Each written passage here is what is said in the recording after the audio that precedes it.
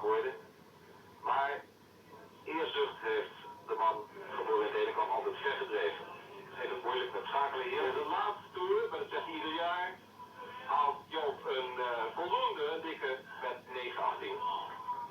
Kort in beeld als Alain Pijper, Greg LeMond en Marc Madio achter elkaar binnenkrijgen. Spanjaard is klaar in 9:48. Uitkomen, maar het is wel tekenend dat ook deze band van de ploeg van Kugli bij de 19 in de buurt zit. En zijn 9 minuten, ja, kan goede benen hebben, dan mag je hem opschrijven. Hij gaat als een lichtgewicht omhoog en hier is Sean Kelly. Hier 9 overwinningen dit jaar. En van hem is dus nog een serieuze aanval te verwachten op de tijd van Erik van der Aarde. Dino die verleden jaar de prolog won in Montreuil. En de rest komt eraan. Is de deur eraan, maar wie komt eraan? Is het nog moeilijk te zien. Oei, oei, oei, oei. Oei, oei, oei, oei. Wat doet het pijn? En daar komt de rest aan. Daar komt de rest. Mocassin. Kamerziek. Kamerziek zit links. Kamerziek zit links, ja. En Brochard gaat in het wiel mee. Met de andere Jalabert.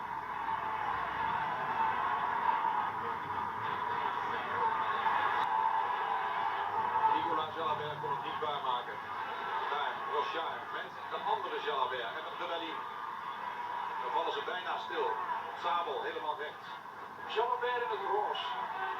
Dus we hebben nu Brochard, Jalabert. Brochard, Jalabert, Sabel. En dan gaat Jalabert. Dit mogen we niet meer zien, helaas. Helaas. Het is een Mappai-renner. Is het Taki? Of is het Sabel die nu komt met de laatste krachten die hij heeft? Sabel, Sabel, Sabel, Sabel. We kunnen het hier niet zien, want ja, Sabel wint de etappe. En hij wint de etappe voor Van der Broeke. Sabel 1, Van der Broeke 2. Zo heb ik ze in ieder geval kunnen zien. Ries zat goed voor in.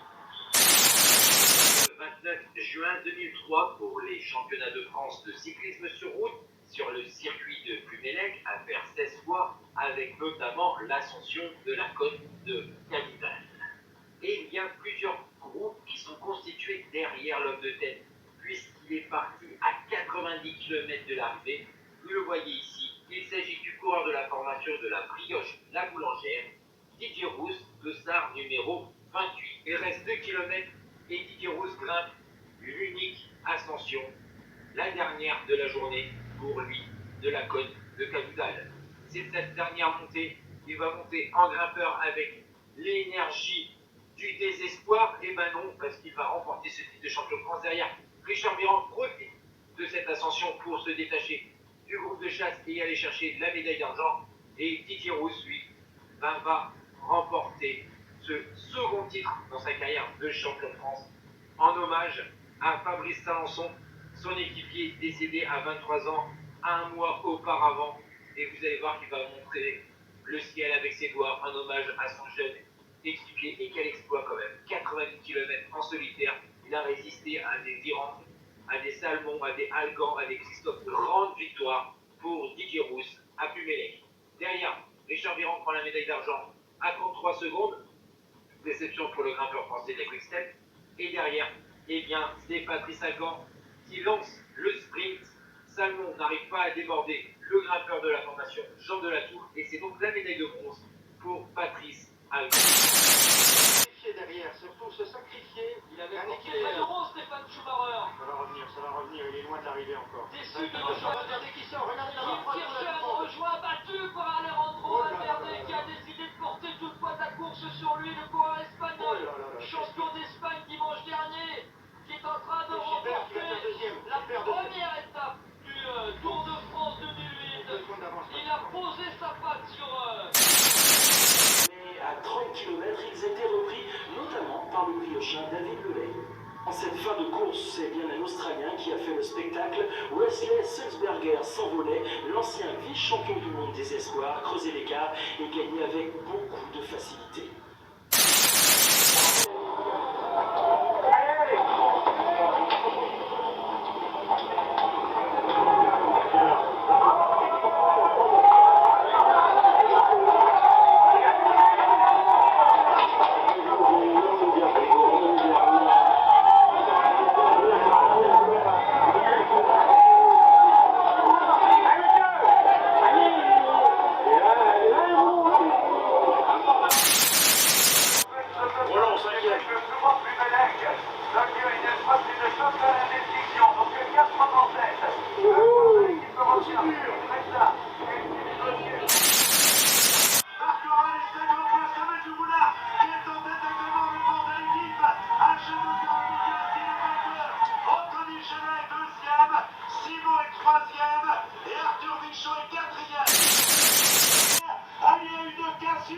On est pas tellement avec un troisième arbitre au fond de ses gars. Et là également, c'est, semble-t-il, l'équipe de Tunis qui obtient le succès et d'honneur de Julien Simon.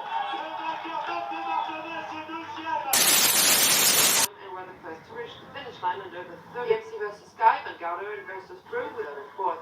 The TTT victory would be fought for by the last two teams, BMC, the world champions of the discipline, who struggled in the final part of the stage to stay in the five-man group as the team's time was going to be his time. Chris Froome encouraged his teammate and waited a little.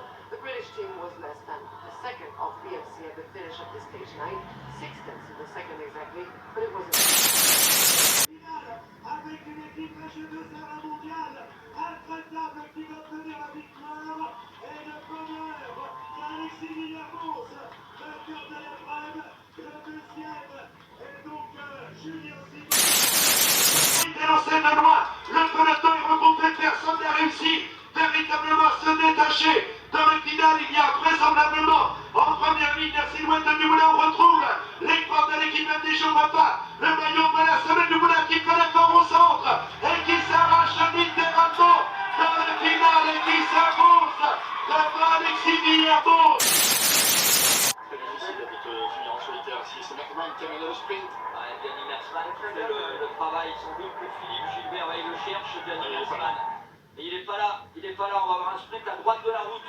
Voilà, ça revient maintenant. Je cherche Peter Sagan.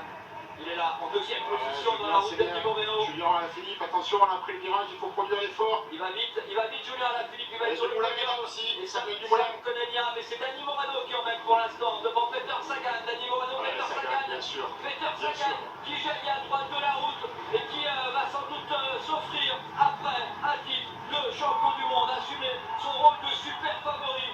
Il est premier, deuxième Dani Morano et troisième. Julien Alaphilippe, me semble-t-il. Et quatrième. Maintenant, on a vu une équipe G2R mondiale très entreprenante.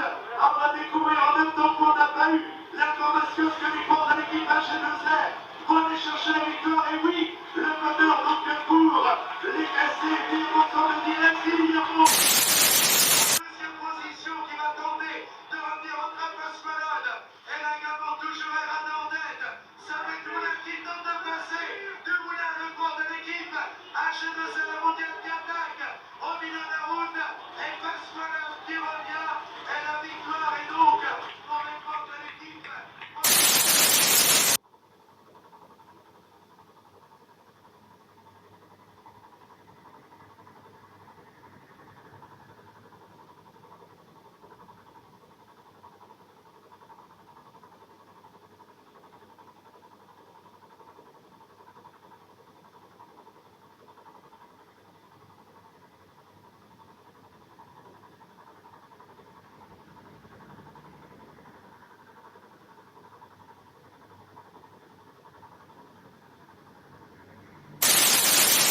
Alors, la côte de Cadoudal, 1,7 km à près de 7%, Ideskilling doit faire des efforts.